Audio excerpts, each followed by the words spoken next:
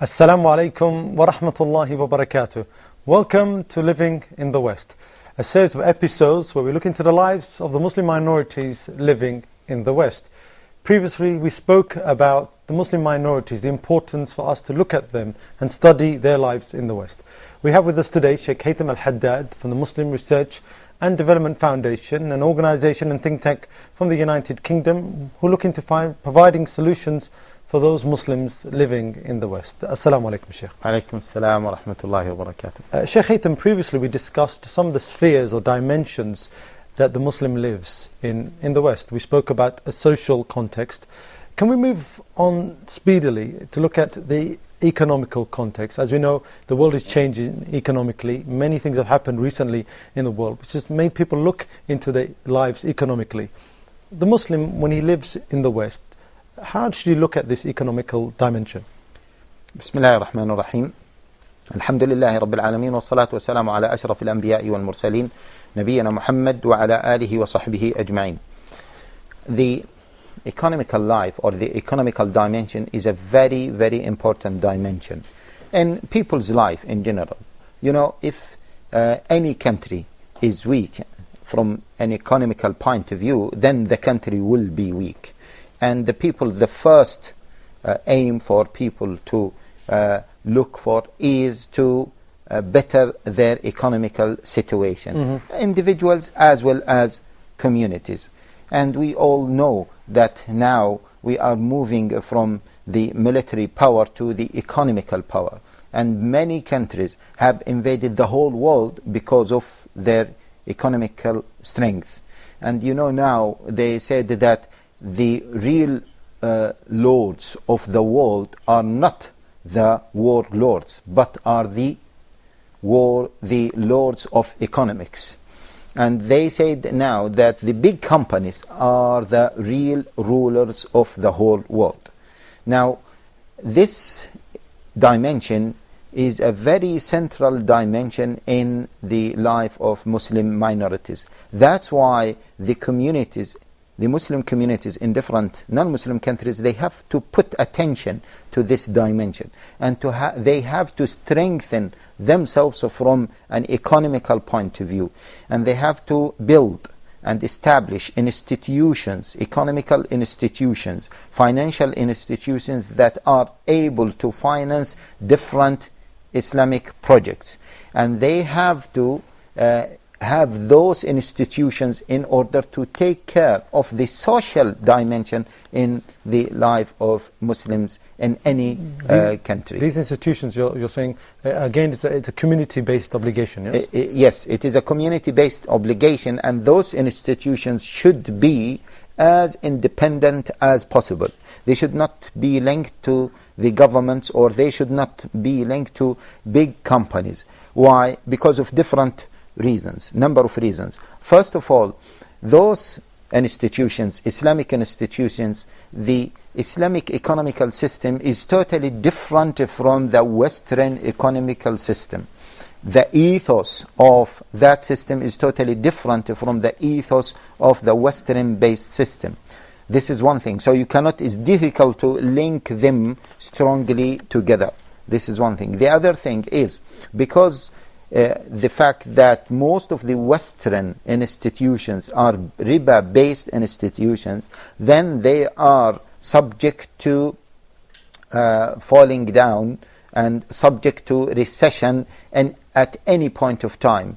And you know, from a historical point of view, we have seen so many recessions. The Black Monday in 1929 and all the recessions that followed that.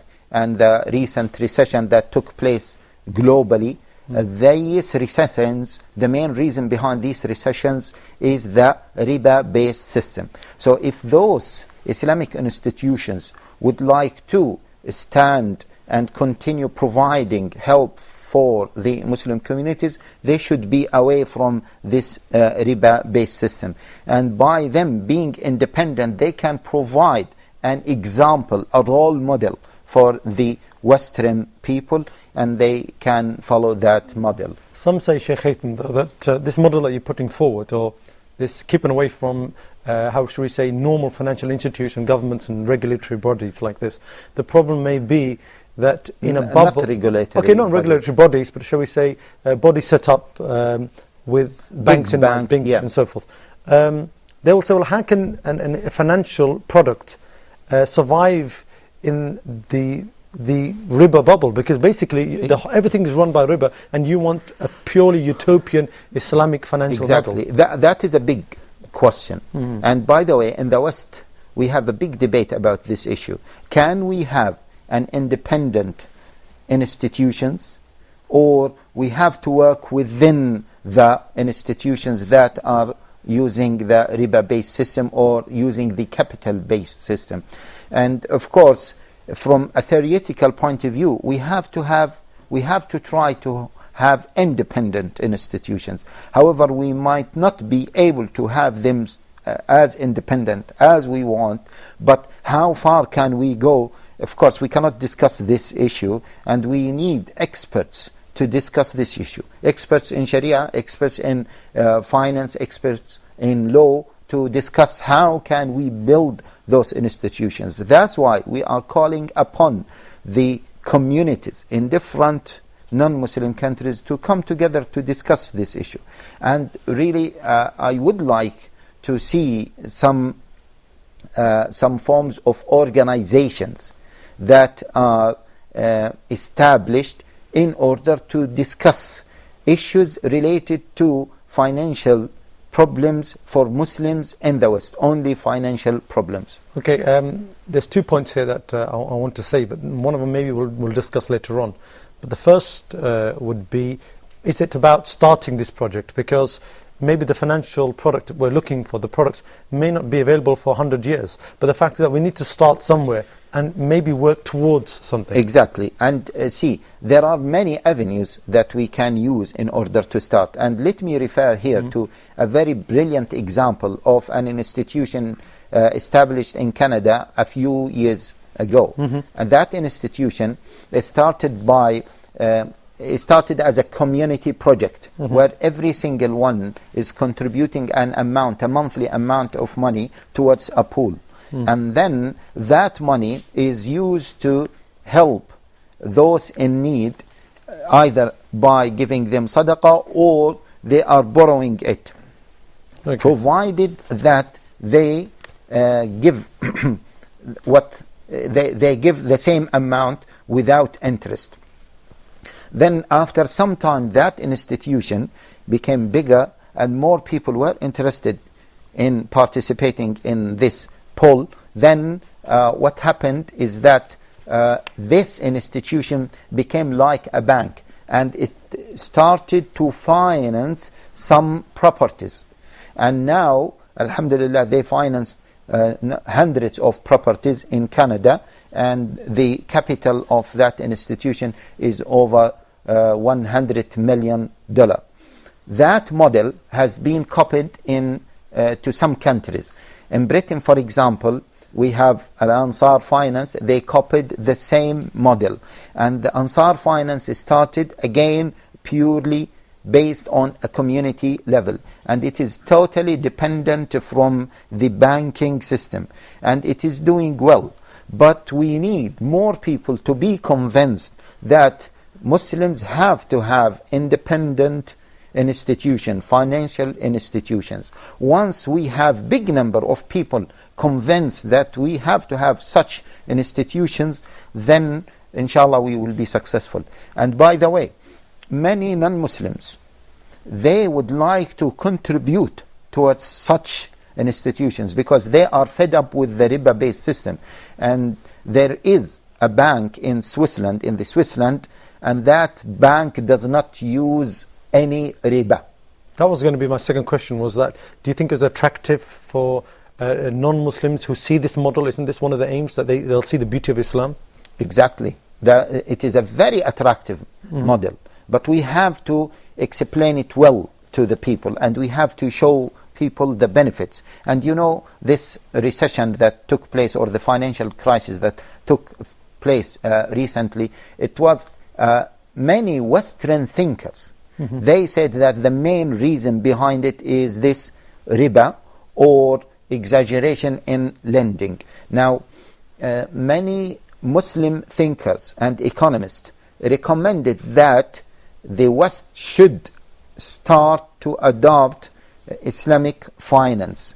And they said that to look at the Islamic institutions in the West, and of course in the East, and they are the less to be affected by this financial crisis, which means that if you don't have this riba and riba-based system, and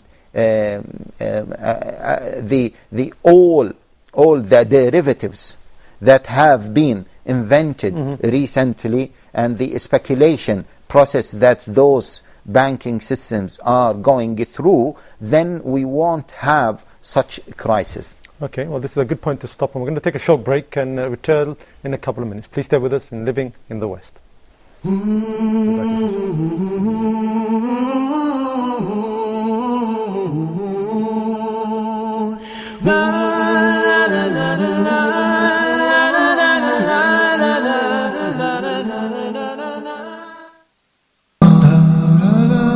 Back to the Prophet. Join Sheikh Amar in the program Back to the Prophet, wherein he teaches us practical lessons from the Prophet's life and how this can help us to overcome our challenges in the present.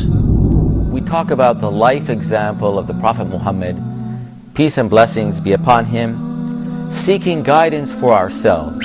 In the early days after the revelation of the Holy Quran, the Muslims were greatly persecuted, so much so that quite a few Muslims had to leave Arabia and migrate to Africa to live among Ahl Kitab, Christian people who followed the gospel of Christ.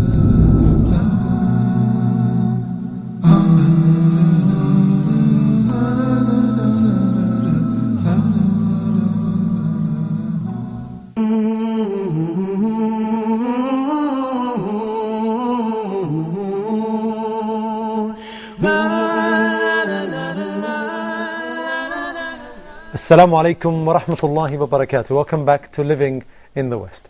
Just before the break, Sheikh, we discussed a bit about Islamic economics, about the need for us to start as a community-based project, a community, to develop these Islamic institutions. How far down the line, okay, do we need to start looking for solutions, and how important is it for us on a community level not to negate this and stick to what we have, which is the non-Islamic alternative? Bismillah ar-Rahman ar-Rahim. See, from an Islamic perspective, we have many mechanisms to strengthen our economical position. And we have some tools. We have the zakah and we have the sadaqah. Okay? But we have different forms of sadaqah. Awqaf, for example, trusts or endowments, are very important economical tools that have been neglected by so many Muslims, in particular Muslims in the West. If you look at our Islamic history, you will find it rich in mentioning some of those examples of awqaf that have been established for different reasons. Do you imagine that some historians mentioned that during the Abbasi time, there were in some Muslim cities awqaf or trusts to finance, what do you think? To find solutions for lost dogs or for street dogs. Imagine. Why? Because, alhamdulillah, they have established themselves, but this issue has been neglected. There are dogs in the streets. How can they deal with this problem? They have to find a solution for it. Who is going to finance that? one of the Muslims established a waqf for this, means that they have established awqaf for many other reasons. Could you explain this? Sorry, I mean, you're going into awqaf and endowment, but what do you mean for the lay person? What do you mean by this trust and endowment? Collective? A trust is a person is putting a certain amount of money or is buying a certain property and he is making it as a trust where he doesn't have access to it once it is in this position of waqf, and no others have access to it, and the outcome of that waqf, the output of that waqf, the output of that waqf, and the income that this waqf is generating is going to go to either poor people or going to go to schools or other projects. And as I said, in our Islamic history is very rich with so many examples of awqaf. You know that we used to have many universities, many schools across the Muslim world, and many of those schools have awqaf to finance them. Otherwise, they have thousands of students, and how can those thousands of students survive? Now, if you look, for example, to some Western countries, Britain, for example, they have so many awqaf. The people there, the non-Muslims, I'm talking about the non-Muslims, they have awqaf. And do you imagine that there is a waqf or a trust to finance one of the bridges over the Thames River in order to maintain that bridge? Who is maintaining it? The income for that trust. Now, we need to copy that. Of course, in Britain, for example, they say that have the British legal system taken this principle of awqaf from Muslims or not? This is an issue to be discussed. But the point here is we need that the Muslim communities to have enough awqaf to finance their projects. And the awqaf, the trusts, should not be limited to spend on the poor people. No, they awqaf should spend and finance other projects. Let me give you an example. In the West, in every single Western country, there is a problem with regards to divorcees, women who are divorced and they don't find any shelter. What do? They go to the government, to the social services to help them. And sometimes the social services, they send them to a very far place, a place there are no Muslims, there are no services for Muslims, etc. So the Muslim woman with her children will be subject to harassment, will be subject to discrimination, etc.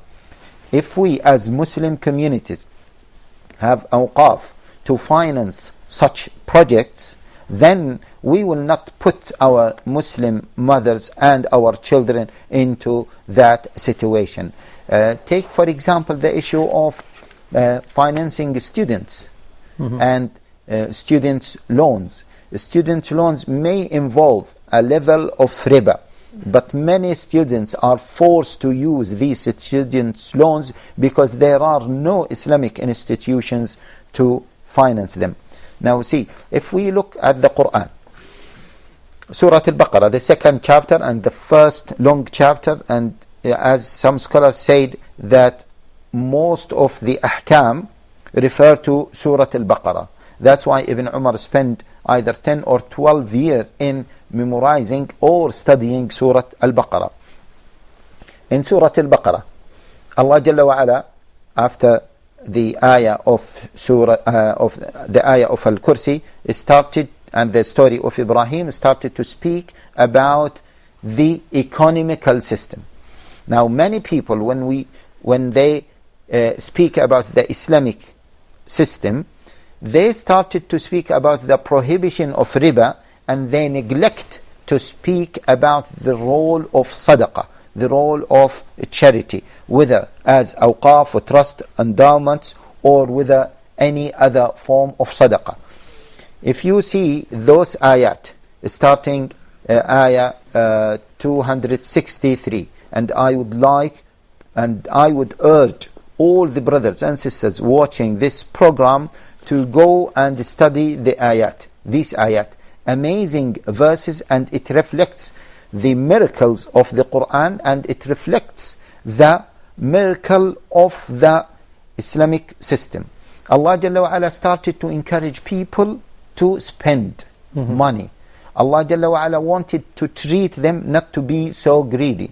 Allah Jalla wa Ala tried from all different angles to treat this problem of greediness. And Allah Jalla wa Ala tried from Allah Jalla wa Ala from different angles encouraged Muslims to spend. مثل الذين ينفقون أموالهم في سبيل الله كمثل حبة أنبتت 7 سنابل في كل سنبلة 100 حبة والله يضاعف لمن يشاء. Then Allah Jalla wa Ala, Allah Jalla wa Ala in this ayah is giving the example of the one who is spent. Allah Jalla wa Ala will expand that, and Allah Jalla wa Ala will give in return 700 times of what he spent. Then in one of the ayat, الشيطان يعدكم الفقر ويأمركم بالفحشاء والله يعدكم مغفرة منه وفضلا. Look, Allah Jalla wa Ala left nothing for any single person to be so greedy. Allah Jalla wa Ala left nothing for the Muslim community not to spend for the sake of Allah Jalla wa Ala. Allah Jalla wa Ala is telling them that yes, I know that the shaitan is promising you poverty, and the shaitan is encouraging you to do fahsha, to do sin. But remember, Allah is promising you maghfirah, forgiveness, and fadla, access in wealth and sustenance. After all these ayat, almost 13 ayah, we're talking about spending. Allah Jalla wa Ala never spoke in those ayat about the prohibition of riba. And the prohibition of riba has not been mentioned in Surah Al-Baqarah, which is, as I said, is the first chapter after Surah Al-Fatiha, the longest chapter in the Quran. After that, after establishing the principle of spending, being proactive, building the institutions, then Allah Jalla wa Ala started to speak about what? The prohibition of riba. So we have to reflect on this once we want to build our economical system, because so many people, when we talk about Islamic finance, they think immediately about what? The prohibition of riba, and they neglect the role of zakah, they neglect the role of charity, and this is not true. So the people in the West, one of the problems, like you said, is that they don't come forward and put money in trusts and awqaf and so forth. And this is one of the reasons, maybe because they don't really understand the Islamic value, because these ayats have never been explained to them and pushed forward. So as a community now, we have to also educate the individual to the importance of this. Exactly. And this is incumbent on the community, yes? Exactly. See, in many non-Muslim countries, by law, the inheritance law, the person will lose 40% of his income, of his assets. That's if it's intestate? After death, will lose 40%. Means the inheritance or the heirs will lose 40% of the assets of their father or the one who died. Now, how are we going to deal with this problem? Some organizations in some European countries, such as Britain, they came up with with a tax, some tax regulations in order to avoid this big amount. And one of their recommendations is to recommend the families to have awqaf for the family, because the awqaf will not be included in the assets. Therefore, the amount of taxes will be deducted from the assets will be minimum. Now, many Muslims are unaware of this, and they are unaware of possible solutions. And that's why we say we need education to educate people. Imagine that many Muslim couples, old couples, they die and they have a property. They lose the property because they haven't put it as a wasiyah or as a waqf, and they don't have any legal heirs. And because of this, it goes to the government directly, and it is not lost, and neither they are benefiting it after death. And you know the hadith that the actions of the son of Adam comes to an end except for three things. And what? Sadaqatun jariyah. So this waqf is a sadaqah jariyah. Is considered to be a sadaqah jariyah. That's why we need to educate Muslims about the importance of this. It is true that we need to educate them about the prohibition of riba, but before talking about the prohibition of riba, we need to talk about the importance of this sadaqah in its wider form. So again, this goes back to what we spoke about previously, having a clear vision for the community. If the community understands the vision or the aims of the community are, they will look forward to providing this. Yes, that is absolutely true. And that's why we said in the beginning, and that's why even in these episodes, we started to speak from top to down. Okay, we use this scheme in order to explain to people that you have to, first of all, to be united. You have to have a unified visions, because then you can improve. There are certain things that you cannot establish as individuals, but as communities. But if the community is disunited, Scattered, community does not have a unified vision, then they cannot build such institutions. Sheikh Haytham Al-Haddad, Jazakallah khair for being with us on Living in the West. That's all the time we have for you today on this episode of Living in the West. Please join me next time. Assalamu alaikum wa rahmatullahi wa barakatuh.